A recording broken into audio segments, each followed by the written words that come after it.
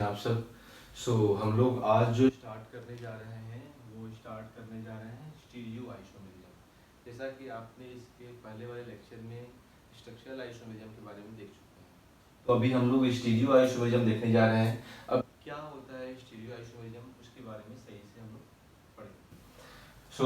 To और more than two compounds having same molecular formula, same structural formula, but different spatial arrangement. What? Different spatial arrangement of atoms or groups in space. So different spatial arrangement क्या होता है? What is the difference spatial arrangement? जैसे कि आपने ये compound लिया, carbon carbon double bonded compound है, इसमें कि एक साइड क्लोरीन लगा हुआ है, एक साइड ब्रोमीन, इधर क्लोरीन इधर ब्रोमीन। आपने क्या किया कि इस बॉन्ड को ब्रेक करके और 180 के एंगल से इसको रोटेट कर दिया। जैसे ही 180 के एंगल से इसे रोटेट करते हो, अब ये ब्रोमीन ऊपर चला जाता है और क्लोरीन नीचे आ गया, तो ये आपस में एक रिस्ट्रिक्टेड रोटेशन हुआ, इसको हम लोग बोलेंगे स्टीरियो आइसोमेरिज्म। आप देख सकते हैं यहाँ पे इसका मॉलिक्यूलर फॉर्मूला सेम है, इसका स्ट्रक्चर भी सेम है, बट स्पेशल अरेंजमेंट डिफरेंट हो गया। अब इसी में एक और एग्जांपल देख लो। सपोज मान लो कि ये एक कार्बन है और इस कार्बन पे टोटल 4 डिफरेंट ग्रुप लगे हुए हैं। जब इस कार्बन को आप मिरर में देखते हो, मिरर इमेज बनाते हो, तो आप क्या देखते हो कि इस कार्बन पे ऊपर में क्लोरीन लगा था, ऊपर में क्लोरीन लगा हुआ है, नीचे में आयोडीन लगा था, नीचे आयोडीन लग गया, बट लेफ्ट साइड में फ्लोरीन लगा था, यहाँ पे मिरर में देखते हो लेफ्ट में ब्रोमीन आ गया, और इधर राइट में ब्रोमीन था, इधर राइट में क्लोरीन आ गया। This is the special arrangement in stereo isomerism. So next topic is what? What is the type of stereo isomerism? How many types of stereo isomerism? So इसका classification देखते हैं हम लोग। Stereo isomerism 2 types के होते हैं, एक configurational, दूसरा कन्फर्मेशनल। कॉन्फ़िगरेशनल में होता क्या है? Not inter convertible resolvable. So इसमें होता क्या है? इन नॉट इंटर कन्वर्टेबल में इसको आप बोल सकते हो क्या? It can not be inter convertible without bond breaking. आप जब तक बॉन्ड ब्रेक नहीं करोगे इसका, आप कन्वर्ट नहीं करोगे। आपने इस बॉन्ड को ब्रेक किया तभी तो क्या किया, उसका फॉर्मेशन किया। इस बॉन्ड को ब्रेक किया तभी तो left to right, right to left किया। तो इसलिए क्या, not inter convertible resolvable. So अब देखते हैं क्या ज्योमेट्रिकल जो कॉन्फ़िगरेशनल आइसोमेरिज्म है, इसमें तो आपने देखा कि क्या हुआ, it can not be inter convertible without breaking bond. इसमें क्या बोलते हो, inter convertible non resolvable. So next is what, geometrical and optical isomerism. ये हमारा टाइप्स है कॉन्फ़िगरेशनल आइसोमेरिज्म। ज्योमेट्रिकल में ज्योमेट्रीज के डिफरेंट होते हैं, और ऑप्टिकल में हमारा ऑप्टिकली एक्टिव ऑप्टिकली इनएक्टिव यानी मिरर इमेज का फॉर्मेशन करता है। जैसे कि आप जनरली देख सकते हैं कि ये वाला जो एग्जांपल है ज्योमेट्रिकल का है, और ये वाला ऑप्टिकल का है, यानी मिरर इमेज फॉर्म कर रहा है। सो ऑप्टिकल आइसोमेरिज्म 2 टाइप्स में होते हैं, एक जो मिरर इमेज फॉर्म करते हैं और एक मिरर इमेज फॉर्म ही नहीं करते हैं। जो एक होते हैं इनेंशियोमर्स, दूसरा होते हैं डायस्टोमर्स। Enantiomer and डायस्टोमर्स। सो अभी हम इन सब के बारे में पढ़ेंगे। तो अभी सबसे पहले स्टार्ट करते हैं किसके बारे में, एक कॉन्फ़िगरेशनल आइसोमेरिज्म के बारे में। कॉन्फ़िगरेशनल आइसोमेरिज्म में क्या देखते हैं, इसमें आप देख रहे हैं 2 molecule with the same constitution but different configuration. Same constitution होगा बट कॉन्फ़िगरेशन डिफरेंट होगा, उसको हम लोग क्या बोलेंगे, configurational isomerism. It can not be interconvertible without breaking bond. जैसे कि अभी आपको मैंने बताया कि जब तक कि बॉन्ड को आप ब्रेक नहीं करोगे, आप उसका फॉर्मेशन नहीं करोगे। यहाँ पे आप देख सकते हो सी, यहाँ पे सी लगा हुआ है, इस सी पे जो है एक हाइड्रोजन है और एक CH3 है। इस कार्बन पे जो है एक हाइड्रोजन है, एक मिथाइल ग्रुप है। जब इस बॉन्ड को आप ब्रेक करते हो और फिर 180 के एंगल से रोटेट करते हो, तो हमारा कुछ इस तरह का बॉन्ड फॉर्म करता है। This is the word configuration. अब हम बात करते हैं क्या, ज्योमेट्रिकल आइसोमेरिज्म के बारे में, क्योंकि हमारा टाइप्स है ज्योमेट्रिकल आइसोमेरिज्म। अभी ज्योमेट्रिकल आइसोमेरिज्म के बारे में अगर आप देखते हो तो क्या बोलोगे, stereo isomers which cannot interconvertible to each other at room temperature due to restricted rotation known as geometrical isomerism. Stereoisomerism ये हमारा इंटरकन्वर्टेबल नहीं होगा एक दूसरे से रूम टेम्परेचर पे। क्यों नहीं होगा? Due to restricted rotation is known as what? Symmetrical isomerism. Optical isomerism में क्या कहते हो? Stereoisomerism which can not superimpose on each other, ये हमारा सुपर इम्पोज एक दूसरे से नहीं होगा due to chirality known as optical isomerism. अब कायरलिटीज क्या होता है इसके बारे में आपको समझाऊंगा। एक्चुअल में मैंने आपको जनरली अभी डिफिनेशन बताया, इन सब के बारे में डीपली अभी एक्सप्लेन करेंगे हम लोग आगे एक एक एग्जांपल। तो अभी हम लोग ज्योमेट्रिकल आइसोमरिज्म के बारे में देखेंगे। तो ज्योमेट्रिकल आइसोमरिज्म में हमारा जो एल्केन्स है, ऑक्साइड है और वो जो कंपाउंड्स है, ये तीन टाइप्स के कंपाउंड में हमारा ज्योमेट्रिकल आइसोमरिज्म पॉसिबल होता है। सो अब हम लोग क्या देखते हैं, सबसे पहले क्या, यहाँ पे जो एल्केन्स है इसमें कार्बन कार्बन डबल बॉन्ड होगा, ऑक्साइड है कार्बन नाइट्रोजन डबल बॉन्ड होगा, और वो जो कंपाउंड्स में नाइट्रोजन नाइट्रोजन डबल बॉन्ड होगा। इस थ्री टाइप्स के कंपाउंड्स में हमारा ज्योमेट्रिकल आइसोमरिज्म पॉसिबल होता है। साथ ही साथ हमारा साइक्लो के भी केस में होता है। तो साइक्लो वाला केस में आपको समझाऊंगा कैसे होता है। पहले तो हम लोग इसके बारे में देखते हैं। These are so geometrical isomerism due to restricted rotation। restricted rotation के बारे में आपको मैं समझा चुका हूँ, जो डबल बॉन्ड को ब्रेक करके और वो रोटेट करता है। ये और अच्छे से देखेंगे हम लोग इसके बारे में। तो restricted rotation about double bond. अब अगर साइक्लोएल्केन के बारे में बात करते हैं तो क्या बोलते हैं? In cycloalkane so in cycloalkanes so geometrical isomerism due to restricted rotation about single bond. इसमें जो रोटेशन होता है डबल बॉन्ड का होता है, इसमें रोटेशन होता है सिंगल बॉन्ड का होता है। मैं इन दोनों का एग्जांपल्स आपको दूंगा, कैसे आप आगे देखेंगे। जैसे कि सपोज मान के चलो कि आपने ये कार्बन लिया, डबल बॉन्ड लिया, कार्बन लिया, ये कार्बन लिया, डबल बॉन्ड लिया, कार्बन लिया। आप क्या देख सकते हो? सपोज यहाँ पे एक्स ग्रुप लगा हुआ है, यहाँ पे वाई ग्रुप लगा हुआ है, इधर एक्स लगा हुआ है, इधर वाई लगा हुआ है, इधर एक्स लग गया, इधर वाई लग गया, इधर y लग गया, इधर x लग गया। इसको देखने से पहले हम लोग थोड़ा सा पहले तो ये जान लें कि जो एल्केन्स में ज्योमेट्रिकल आइसोमरिज्म होता है, एल्केन्स में जो ज्योमेट्रिकल आइसोमरिज्म होता है वो कैसे पॉसिबल होता है। सो हम लोग फर्स्ट टॉपिक देखेंगे ज्योमेट्रिकल आइसोमरिज्म इन एल्केन्स। इसमें कार्बन कार्बन डबल बॉन्ड होता है। दे show two types of geometrical isomerism in restricted rotation। So first is what? cis isomers। cis isomers में क्या होता है? When two identical groups are same side on adjacent carbon carbon double bond is known as, it's called as cis isomers। So आपने क्या देखा कि जब हमारा कार्बन कार्बन डबल बॉन्ड है, इसके एडजेसेंट कार्बन पे जो ग्रुप लगा हुआ है, सपोज जो एक्स ग्रुप लगा हुआ है, ये सेम साइड में है। तो जब सेम साइड में है तो इसको हम लोग बोलेंगे सीस आइसोमर्स। जब दो आइडेंटिकल ग्रुप सेम साइड में है, एक बार ध्यान रखिएगा, ये देखिए ये दोनों सेम साइड कहलाता है, और ये जब ऐसे हो गया तो इसको डायगोनल साइड बोलते हैं, ऊपर एक इधर नीचे। सो अब क्या देखेंगे यहाँ पे कि जो सेम साइड हो गया तो cis isomer. Next trans isomers. When two identical groups are diagonal side on adjacent carbon carbon double bond is called trans isomer। So आपने देखा जो X ग्रुप है, ये X ग्रुप है, ये आपस में डायगोनली है, ये Y ग्रुप है, ये Y ग्रुप है, आपस में डायगोनली है, तो ये हमारा कहलाएगा ट्रांस आइसोमर्स।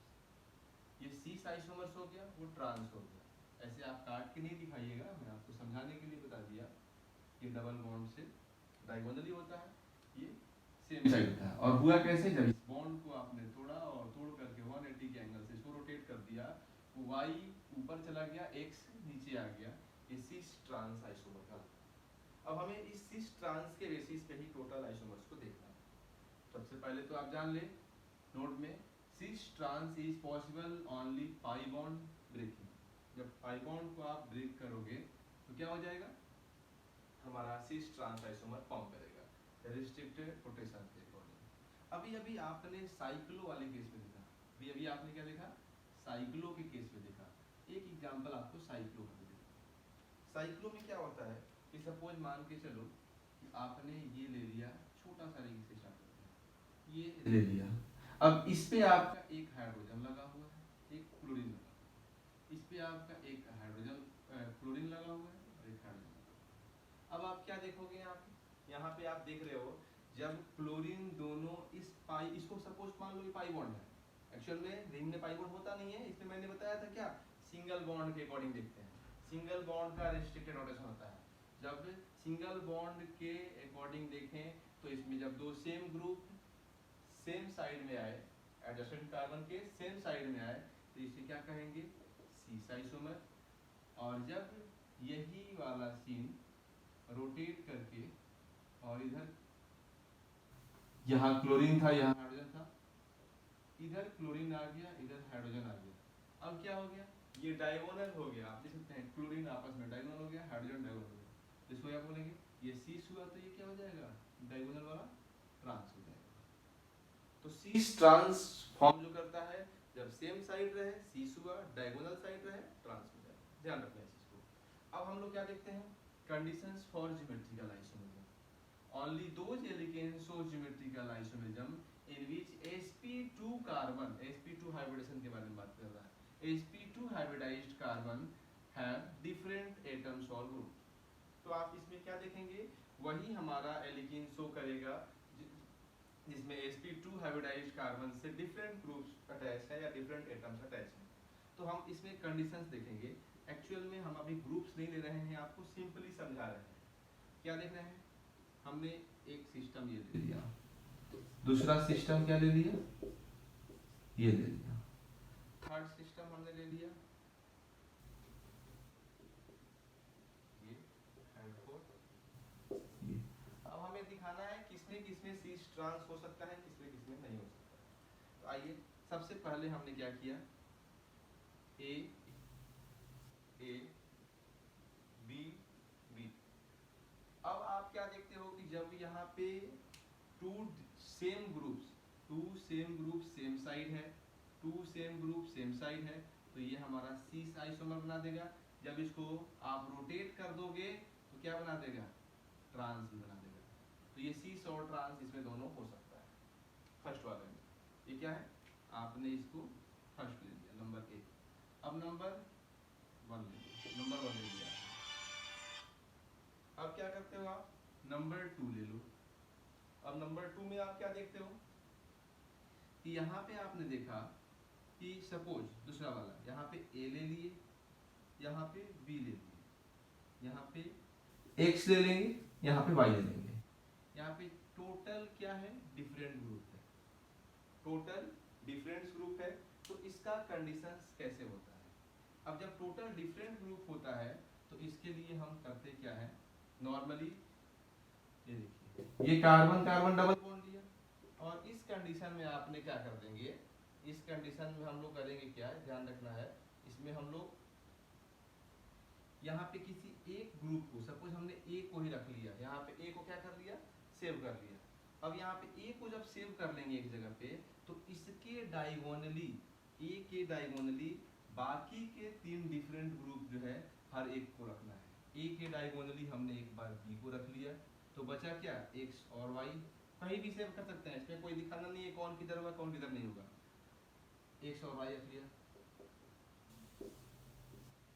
इसमें क्या हुआ, आपने ए को यहाँ रख लिया, तो ए के डायगोनली, ए को आप एकदम सेट रखेंगे, एक ही जगह पे रखेंगे, ए यहीं पे होगा, और ए के डायगोनली एक बार आपने क्या रख लिया, एक बार वाई रखे हैं, एक बार बी रख लिया और एक बार एक्स कर लेते हैं।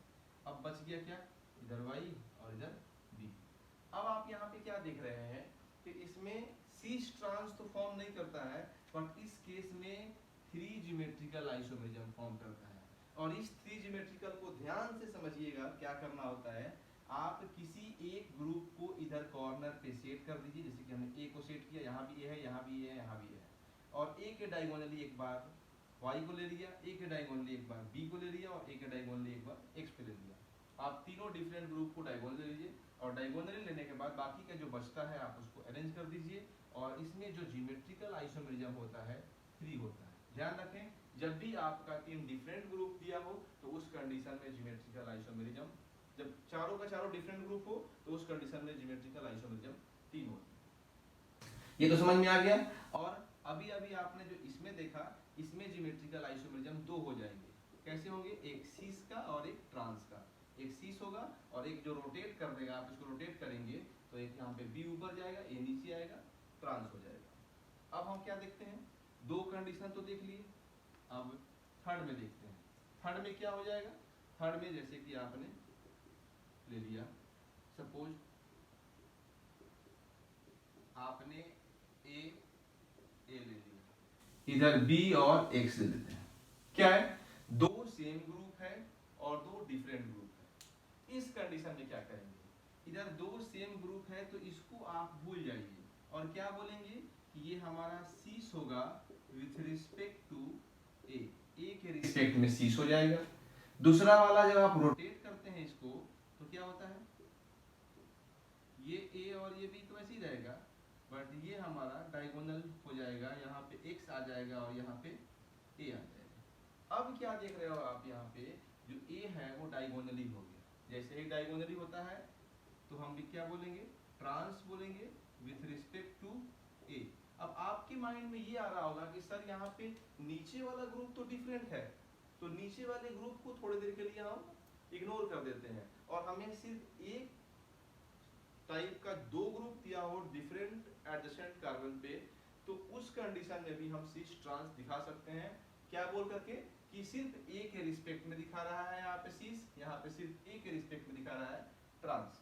तो इस तरह से होता है। अब हमें ये देखना है कि किस किस कंडीशन में हमारा आइसोमेरिज्म पॉसिबल नहीं हो सकता है। सपोज हमने फोर्थ पॉइंट ले लिया और यहाँ पे देखिए, इधर एक ही कार्बन पे सेम टू ग्रुप लग जाए। अब एक ही कार्बन पे सेम टू ग्रुप लग जाएगा तो इसमें ज्योमेट्रिकल आइसोमेरिज्म नहीं होगा, नो ज्योमेट्रिकल आइसोमेरिज्म। क्यों नहीं होगा?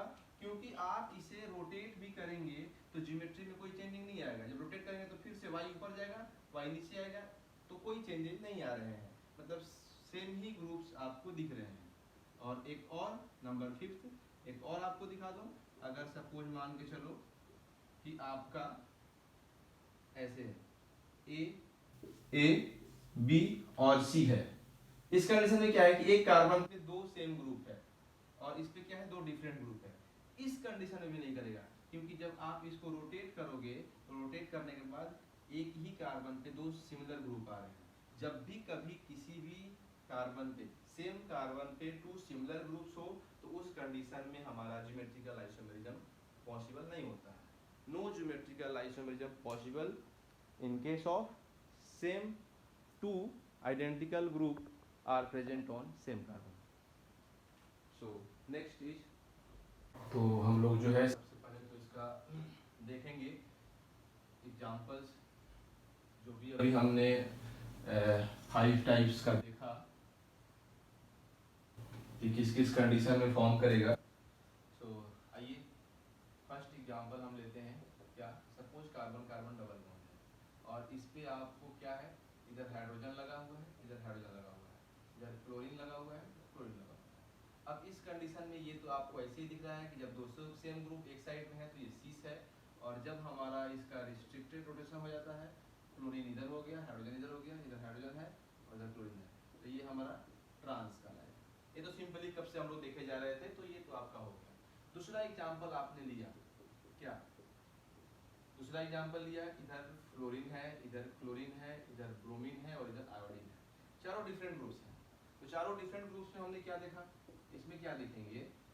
इसमें देखेंगे यहाँ पे फ्लोरीन को एक जगह पे सेट कर दिया, यहाँ पे फ्लोरीन आयोडीन के डायगोनली है, यहाँ पे फ्लोरीन हम लोग क्लोरीन का डायगोनली कर दिया, तो बचा क्या? आयोडीन बच गया और ब्रोमीन बच गया, कर दिया। दूसरा हमने लिया क्या, यहाँ पे फ्लोरीन तो है ही और फ्लोरीन के डायगोनली यहाँ पे ब्रोमीन कर देते हैं। अब ब्रोमीन कर दिए तो बचा क्या? क्लोरीन बच गया और आयोडीन बच गया। यहाँ पे आप क्या देख रहे हैं, जो ज्योमेट्रिकल आइसोमेरिज्म है वो कितने फॉर्म कर गए? 3 फॉर्म कर गए। यहाँ पे ज्योमेट्रिकल आइसोमेरिज्म कितने फॉर्म कर गए? 2 फॉर्म कर गए। अब और देखते हैं क्या, दूसरा वाला नेक्स्ट देखते हैं आप। इसमें क्या होता है, यहाँ पे सपोज मान लीजिए CH3 है, CH3 है, इधर भी CH3 है, इधर आपने हाइड्रोजन ले लिया, इधर आपने ब्रोमीन ले लिया। अब क्या देखते हैं, ये दो सेम ग्रुप जो है, दो आइडेंटिकल ग्रुप आपका एडिशन कार्बन पे सेम साइड में है, तो इसको क्या बोलोगे आप? सीस बोलोगे। किसके रिस्पेक्ट में? Cis with respect to CH3 group. और दूसरा इसी का हम देखते हैं, दूसरा क्या देखते हैं आप? इधर CH3 जो है उसको तो छोड़ दिया ऐसे ही, और इसको जब डाई गोंदली लाते हैं यानी रोटेट करते हैं तो होता क्या है? होता ये है कि ये हमारा डायगोनली हो गया, तो इसको हम लोग बोलेंगे क्या? Trans with respect to what? CH3। CH3 के रिस्पेक्ट में ये हमारा डायगोनली हो गया। इसका ज्योमेट्रिकल आइसोमेरिज्म भी क्या हो जाएगा? 2 हो जाएगा। तो इस तरह से कंडीशंस में हमारा क्या होता है? फॉर्म करता है। इसमें और भी बहुत सारा एग्जांपल्स आपको देखने को मिलेगा, जैसे कि आप देखें आगे हम लोग देखते हैं क्या। सपोज कोई बड़ा कंपाउंड हो, या सपोज कोई नॉर्मली ऐसे दे दिया, बोल दिया CH3 CH double bond CH single bond CH। बोला इसमें ज्योमेट्रिकल आइसोमेरिज्म होगा कि नहीं होगा और कैसे होगा मुझे ये बताना। तो आप सबसे पहले इसका स्ट्रक्चर बनाएंगे। क्या करेंगे? जो डबल बॉन्डेड कार्बन है उसको यहाँ पे रखिए, रख दिया। अब इस डबल बॉन्डेड कार्बन पे एक हाइड्रोजन लगा हुआ है, इस डबल बॉन्डेड कार्बन पे एक हाइड्रोजन लगा हुआ है, इस पे एक CH3 भी लगा हुआ है, आप देख सकते हैं अच्छे से, और इस पे एक CH3 भी लगा हुआ है जो डायरेक्टली अटैच है। अब मैंने बना दिया जैसा कि स्ट्रक्चर था आपका उस तरह से। अब क्या करेंगे आप? आपको तो डायरेक्टली देखने में लग रहा है क्या है ये? सीस है, और जब इसको रोटेट कर दोगे तो क्या बन जाएगा? एक ट्रांस बन जाएगा, सिस ट्रांसफॉर्म कर गया। एक दूसरा और एग्जांपल, सपोज थोड़ा बड़ा लेते हैं, CH3 CH double bond CH single bond CH double bond CH single bond CH double bond CH single bond CH, यहाँ पे हमने कर दिया CH3। अब यहाँ पे आप क्या देखेंगे? अब यहाँ पे आप देखेंगे कुछ ऐसे, ये CH3 ना करके इसको आप ले लो ऐसे C2H5 ले लो। अब आप क्या देखते हो? अब इधर देखते हो, सबसे पहले इस कार्बन में डबल बॉन्डेड है, क्या है? इस कार्बन का डबल बॉन्डेड है, कर लिया। इस कार्बन पे डबल बॉन्डेड है और इस पे एक हाइड्रोजन लगा हुआ है, देख सकते हैं, और इस पे मिथाइल ग्रुप लगा हुआ है CH3। इस कार्बन पे एक हाइड्रोजन लगा हुआ है और इस पे अब ये वाला कंपाउंड लग गया, ये कार्बन पे एक हाइड्रोजन लगा हुआ है और फिर डबल बॉन्ड हो गया। ये कार्बन, इस पे एक हाइड्रोजन लगा हुआ है, आप देख सकते हैं यहाँ पे, और इस पे जो ग्रुप है फिर ये C ग्रुप है, और इस कार्बन पे हम आ गए तो इस कार्बन पे हाइड्रोजन लगा हुआ है, ये डबल बॉन्डेड है, ये कार्बन, इस कार्बन पे एक हाइड्रोजन लगा हुआ है, और इस कार्बन के बगल में कुछ ऐसा है C2H5 लगा हुआ है। क्या मस्त आप समझ सकते हैं इस चीज को? आप देखिए एक बार फिर से, ये कार्बन, ये कहलाएगा, ये कार्बन, ये कहलाएगा, ये कार्बन, ये कहलाएगा, ये वाला, ये हो गया, ये वाला, ये हो गया, एंड दिस इज, समझ सकते हैं आप अच्छे से। अब क्या है? अब आप देखते हैं कि ये देखिए ये दो सेम ग्रुप है, तो ये यहाँ पे हमारा सीस ट्रांस दोनों होगा with respect to hydrogen, hydrogen के रिस्पेक्ट में, क्योंकि आपको मैंने बताया है ना कि अगर दो सेम ग्रुप भी अगर आपका मिल जाता है एडिशन कार्बन पे तो भी आपका पॉसिबल हो सकता है। तो आपका यहाँ पे क्या होगा? सीस और ट्रांस दोनों होगा। जैसे है ये सीस में है, इसको रोटेट कर दोगे हाइड्रोजन ऊपर जाएगा, ट्रांस हो जाएगा। इसमें भी देखो ये दो हाइड्रोजन क्या है? सेम है, और जो कि आपका एडिशन कार्बन पे लगा हुआ है, तो यहाँ पे भी सीस और ट्रांस होगा विथ रिस्पेक्ट टू हाइड्रोजन।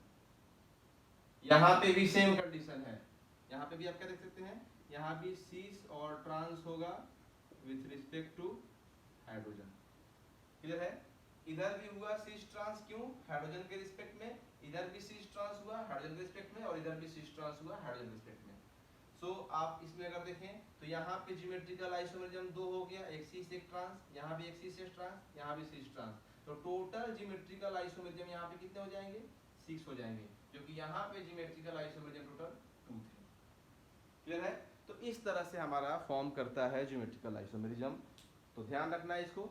अब हम लोग आगे, तो आइए एक हम लोग एक और क्वेश्चन देखते हैं, जैसे नेमिंग में होता है तो क्या होता है। हमने बोला which of the following show geometrical isomerism, जो भी आपका दिया हुआ है ऑप्शंस उसमें से हमारा कौन सा फॉर्म करेगा ज्योमेट्रिकल आइसोमेरिज्म।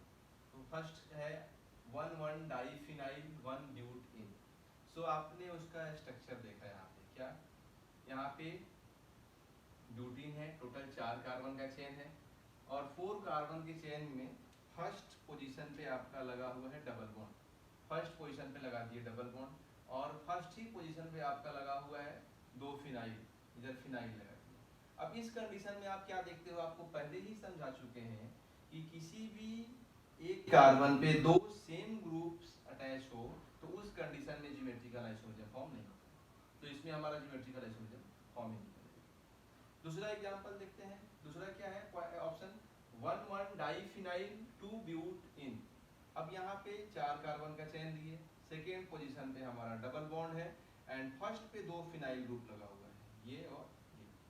अब यहाँ पे आपने देखा कि जो आपका सेकेंड और थर्ड कार्बन है उस पे हाइड्रोजन लगा हुआ है, तो हम यहाँ पे ये बोल सकते हैं, हमें सिर्फ कार्बन से जो डायरेक्टली अटैच है उससे मतलब है, हमें इससे मतलब नहीं है। तो हमें क्या देखा, हमने ये देखा कि जो कार्बन से डायरेक्टली अटैच 2 हाइड्रोजन है एडजेसेंट कार्बन पे, इसके रिस्पेक्ट में हमारा क्या हो जाएगा, with respect to hydrogen they form cis and trans isomerism, ये सीस और ट्रांस आइसोमर्स फॉर्म कर देगा। Option third 2,3 diphenyl 2 butane.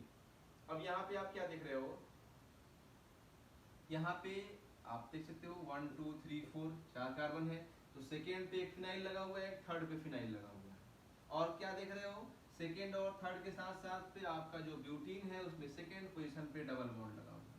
अब सेकेंड पोजीशन पे डबल बॉन्ड लगा हुआ है तो इस कंडीशन में आप क्या देखोगे, इधर देखो ये 2 पीएच सेम साइड 2 CH3, आप इसको थोड़ा सा ऐसे स्ट्रक्चर बना लोगे तो क्या ये ऐसे हो जाएगा ना, CH3 CH3। अब बताओ ये सीस भी फॉर्म करेगा और ट्रांस भी फॉर्म करेगा, किसके, दोनों के रिस्पेक्ट में, with respect to CH3 and with respect to Ph. तो इसमें भी ज्योमेट्रिकल आइसोमेरिज्म 2 हो जाएंगे, इसमें भी ज्योमेट्रिकल आइसोमेरिज्म 2 हो जाएंगे। अब इसमें बात करते हैं, यानी option D 3 phenyl 1 butene, 3 phenyl 1 butene. इसमें आपने क्या देखा, यहाँ पे आपका फर्स्ट पोजीशन पे डबल बॉन्ड लगा हुआ है, थर्ड पोजीशन पे फिनाइल ग्रुप लगा हुआ है। तो इस कंडीशन पे आपने ये देखा कि इस पे आप देख सकते हो इस डबल बॉन्डेड पे आपका 2 हाइड्रोजन ग्रुप है, और मैंने अभी अभी जैसे कि इसमें बताया कि जब इसमें बताया क्या कि जब किसी भी एक कार्बन पे 2 सेम ग्रुप आइडेंटिकल ग्रुप लग जाए तो उसमें हमारा ज्योमेट्रिकल आइसोमेरिज्म शो नहीं करेगा। तो ये ज्योमेट्रिकल आइसोमेरिज्म बी और सी ऑप्शन में करेगा, बी और सी ऑप्शन में करेगा। कैसे करेगा आप तो समझ ही चुके होंगे, तो इस तरह से हम लोग देखेंगे। चलिए आगे बढ़ते हैं, अब क्या डाइपोल मोमेंट के बारे में देखेंगे। सो अभी हम लोग डाइपोल मोमेंट के बारे में देखेंगे। तो डाइपोल मोमेंट में आप सबसे पहले तो जान लेंगे डाइपोल मोमेंट को म्यू से रिप्रेजेंट करते हैं, dipole moment in geometrical isomerism. तो ज्योमेट्रिकल आइसोमेरिज्म में हमने पहले स्ट्रक्चर बनाया सीस का, इसमें आप देख सकते हैं इसकी जो इलेक्ट्रॉन नेगेटिविटी है ज़्यादा है तो इस तरफ आपका आएगा, ये भी कार्बन की इलेक्ट्रॉन नेगेटिविटी ज़्यादा है तो इधर आएगा। तो इस कंडीशन में दोनों सेम ग्रुप है और कैंसिल नहीं हो पाएगा। ये कैंसिल कब होता है, अपोजिट साइड में होता है। तो जैसे कि ये देखिए ये वाला और ये वाला आपस में कैंसिल हो जाएगा, और कैंसिल होने के बाद यहाँ पे म्यू इज इक्वल टू 0 हो जाएगा, बट यहाँ पे कैंसिल नहीं होने की वजह से mu is not equal to 0। ये सीस है और ये ट्रांस है, इसमें क्या बोलेंगे, कैन नॉट कैंसिल, और इसमें can cancel if same groups are present. अगर सेम ग्रुप प्रेजेंट होता है तो बात कर रहे हैं, but if different groups will be present then तब क्या देखेंगे। अगर ट्रांस में ये नहीं है कि हमेशा 0 के बराबर होगा, जब हमारा डिफरेंट ग्रुप प्रेजेंट हो जाएगा तो उस कंडीशन में कैंसिल नहीं होगा, और कैंसिल नहीं होगा तो 0 नहीं होगा। और जैसे कि आपने यहाँ पे देखा इधर CH3 है, इधर C2H5 है, क्या ये आपस में कैंसिल होगा, नहीं कैंसिल होगा, can not cancel. So trans में भी mu is not equal to 0 हो जाएगा। एक so next topic is physical properties of cis trans isomers.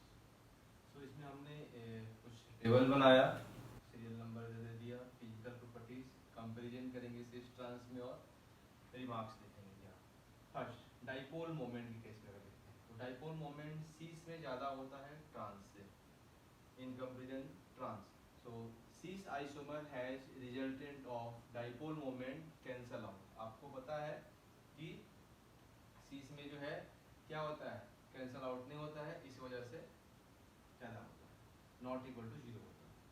Boiling point में देखिए शीश में ज़्यादा होता है, ट्रांस में कम होता है।